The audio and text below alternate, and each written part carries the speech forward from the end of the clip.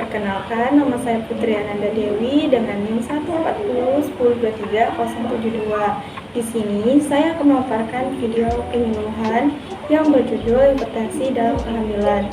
Baik, untuk mempersingkat waktu, kita ke videonya saja ya langsung. Assalamualaikum warahmatullahi wabarakatuh. Waalaikumsalam warahmatullahi wabarakatuh. Perkenalkan, nama saya Putri Ananda Dewi, mahasiswa dari Poliklinik Kaltara. Di sini saya akan melakukan penyuluhan yang berjudul hipertensi dalam kehamilan. Sebelum itu saya ingin bertanya, ibu-ibu sudah paham belum apa itu hipertensi dalam kehamilan?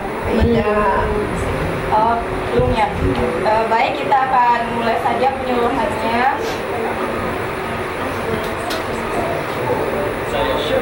Jadi, hipertensi dalam kehamilan adalah tekanan darah lebih dari 140/90 pada saat kehamilan.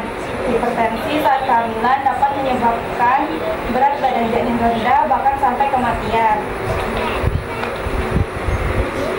Jadi, faktor resikonya yaitu hamil pertama kali, obesitas, hamil di usia 35 tahun ke atas, mempunyai riwayat keluarga preeklamsia dan eklamsia, dan yang terakhir mempunyai penyakit ginjal dan hipertensi yang sudah ada sebelumnya.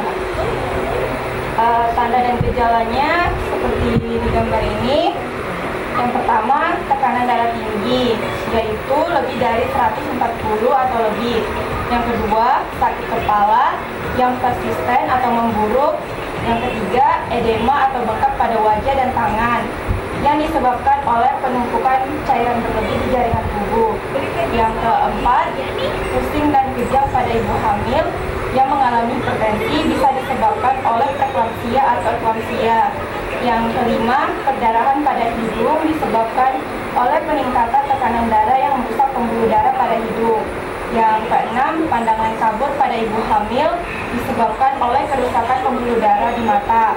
Yang terakhir, nyeri di ulu hati pada ibu hamil disebabkan oleh preeklamsia akibat komplikasi kehamilan.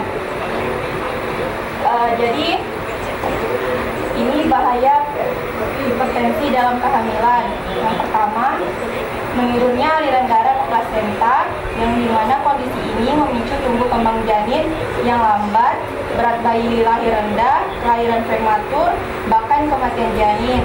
Yang kedua, plasenta terlepas dari dinding rahim sebelum proses persalinan, yang dimana kondisi ini memicu terjadinya perdarahan sampai kematian janin. Yang ini perawatan dan pengobatannya ya. Yang pertama, mengkonsumsi obat anti hipertensi yang aman untuk kehamilan sesuai dengan anjuran dokter. Misalnya methyldopa. Yang kedua, memantau tekanan darah secara rutin, yaitu dengan melakukan pemeriksaan ke dokter atau bidan. Yang ketiga, memperbaiki pola makan dan gaya hidup, yaitu dengan memperbanyak makan buah dan sayur dan makanan yang mengandung vitamin lainnya. Yang keempat, istirahat yang cukup dan menghindari stres dengan tidur siang selama 30 menit. Yang terakhir, menjauhi rokok, asap rokok, alkohol, karena dapat meningkatkan resiko bayi memiliki paru-paru lemah. Ini pencegahannya. Yang pertama, mengenali tanda dan gejala hipertensi dalam kehamilan, yaitu dengan melihat tekanan darahnya tinggi, sakit kepala, penglihatan kabut, mekakan, serta nyeri di ulu hati. Yang kedua, melahirkan dengan pertolongan tenaga kesehatan adalah proses persalinan yang dibantu oleh dokter, bidan, atau tenaga medis lainnya untuk memastikan keselamatan ibu dan bayi. Yang ketiga, periksa kehamilan secara teratur kepada petugas kesehatan untuk memastikan kesehatan ibu dan janin selama masa kehamilan atau biasanya disebut antenatal care. Yang terakhir, makan makanan yang sehat dan bergizi sangat penting untuk mendukung pertumbuhan ibu dan pertumbuhan janin yang optimal. Dan ini mitos dan faktanya.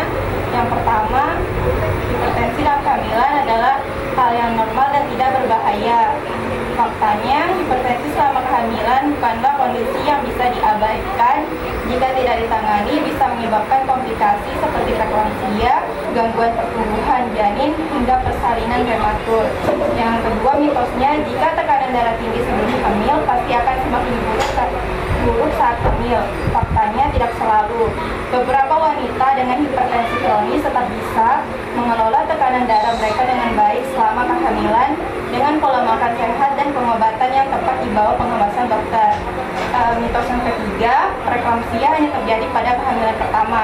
Padahal faktanya preeklamsia bisa terjadi pada kehamilan pertama maupun kehamilan berikutnya, terutama jika faktor risiko seperti riwayat hipertensi, obesitas, diabetes atau usia ibu hamil lebih dari 35 tahun. Sekian penyuluhan kita. Terima kasih, semoga bermanfaat. Sebelum itu saya membagikan ke ibu-ibu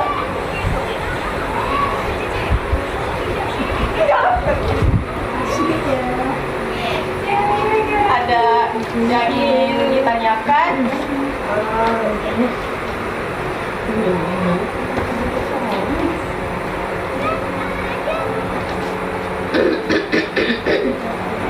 Ini mengapa hipertensi pada ibu hamil berbahaya? Baik.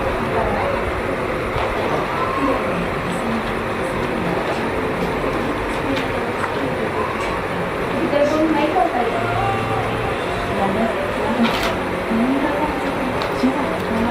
Obat?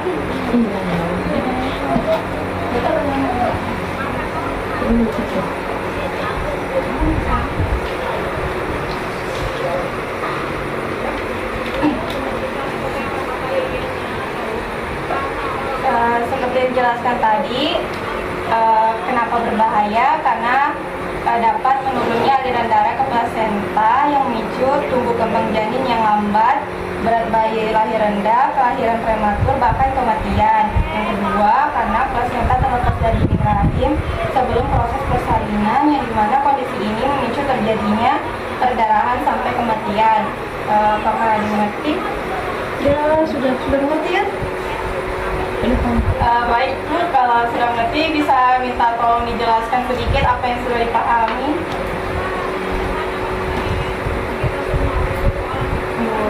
Berarti hipertensi ini sangat berbahaya ya untuk ibu hamil. Ya. Ada lagi? No. Sudah paham sudah.